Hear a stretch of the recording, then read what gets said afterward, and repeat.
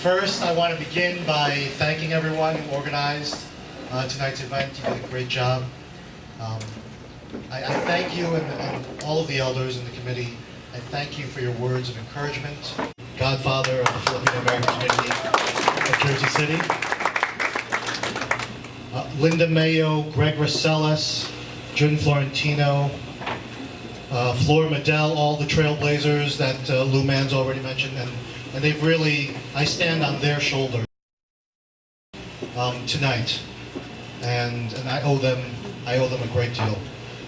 I want to thank Helen Castillo, Henry Rossellas, Rudy Corrales, Carmen Flores, Lita Pena, Rudy Nicolas, of course the Reverend Soriano, Reverend Cizon, and all the other community leaders in this room, because there's a room full of you. I must thank tonight, and this is a special moment for me, and I must thank my family. So I want to thank my in-laws, my sister-in-laws, and my brother-in-law, and all their spouses and friends that come out. Thank you. I want to thank my cousin Duff, the Ninipots. For those of you who know, the Ninipots ruled Greenville for a long time. He dominated the baseball field, dominated all the sports in Greenville. No, I dominated bowling. But my cousin always had my back when I was growing up, and the Ninipots always had my back when I was growing up. And whenever we had some hard times and some tough times in the streets, Jersey City, and they always had my back, and I know they'll have my back now. So thank you for being here. I want to thank my parents, and they can't be here with us.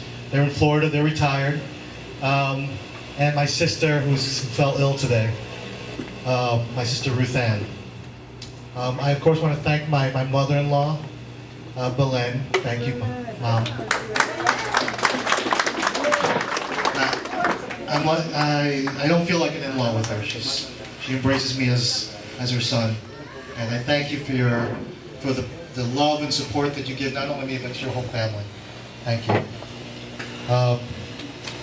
Of course, I want to thank all my dear new friends and teammates now, our candidates, Council at Large candidates, Laurie Serrano, Betty Outlaw, and Joseph Cassidy.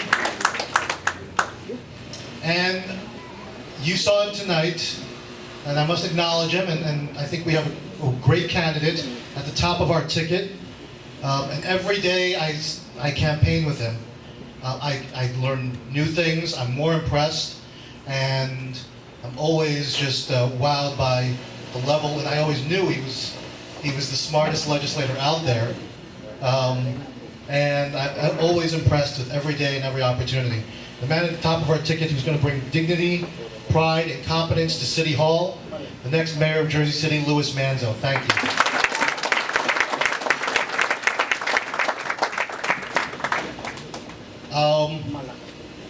I want to thank my wife, last but not least. My wife, Veronica.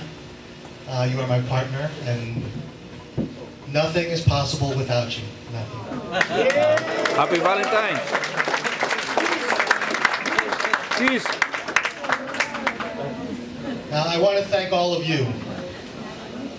All of you who are here with us tonight. Thank you for joining us on this special occasion. As I stand before you, here to announce my candidacy for City Council for Ward A. So why have we all gathered here today? Well, let me tell you, I called my mother last night. As I said, she's retired in Florida. And I often turn to her for advice and reassurance during special moments and times when I'm nervous and anxious. And she gave me a reminder. My mother reminded me in a way that only a mother can.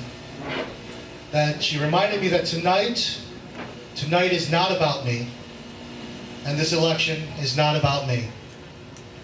As Lou and all the other candidates said, this election is about the seniors, who, despite being told by this administration that crime is always down, they still have to lock themselves inside their doors because they don't feel any safer in these streets, and it's gotten worse. It's about the parents and their children who are being lured by the streets and the fast money that's available through the gangs and other negative activities. It is about the Jersey City residents who are being told that Jersey City is the engine of job growth in our yet they struggle to find gainful employment in an economy that is the worst since the Great Depression. People young and old who are living day to day. It is about the young adults like myself and many friends around here who grew up in Jersey City, and so many of them not even considering staying in Jersey City and are waiting for the opportunity to leave because taxes, crimes, and schools don't make it reasonable for them to be here. It is about a city hall that has lost touch and does not hear our voices, the voices of so many people who are crying out, who are screaming out to be heard. This election is for all of you, for all those voices, and for the people of Jersey City. Now, I know many of you, and you've already heard a lot of my resume. I've had a life of public service. From the time I was working with World Education Services, helping immigrants transition into the United States. Having co-founded with my friend Julman Tolentino, who's here tonight. Thank you, Julman. Founded a nonprofit organization working with youth here in Jersey City called Sumisibol. Working as an aide to Councilwoman Mary Donnelly, who I learned so much about integrity and the value of integrity, and even if that value wasn't lucrative. And she's probably the first pro-life Democrat that I've ever run across, and share that much with her as well. I've learned so much from State Assemblyman Robert Gordon and as his Director of Constituent Services, and he never settled for me to do anything less than to do everything that was possible to assist the people of his district. What I learned in all those years in government is that when you really listen to people's concerns, when I heard their concerns, most people are just very grateful. I learned that people respect and appreciate honest and forthright communication, even when it doesn't work out in their favor. I learned that when I work tirelessly and relentlessly to assist and help others in solving their problems, even when the resolution wasn't to their liking, most people were surprised and most people were appreciative of the effort because they'd become so cynical of government and what it could provide for them. But who I am is not about my resume, just as this election is not about me. Who I am has been shaped by those who have come before me and whose ideals and fruits of sacrifices I now carry and propels me forward.